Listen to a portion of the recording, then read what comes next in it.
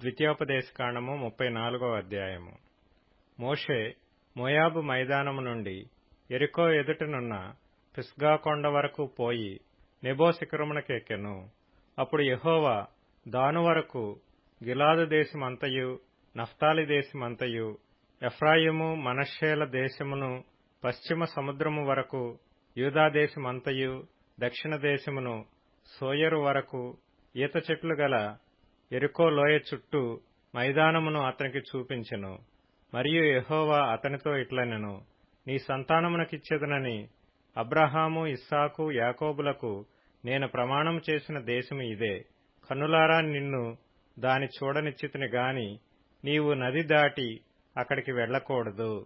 యెహోవా సేవకుడైన మోషే యెహోవా మాట చొప్పున మోయాబు దేశములో మృతి నొందెను. బేత్పయోరు ఎదుట మోయాబు దేశంలోనున్న లోయలో అతడు పాతిపెట్టబడెను. అతని సమాధి ఎక్కడనున్నదో నేటి వరకు ఎవరికీ తెలియదు. మోషే చనిపోయినప్పుడు 120 సంవత్సరముల ఈడు గలవాడు. అతనికి దృష్టిమాంద్యము లేదు, అతని సత్తువు తగ్గలేదు.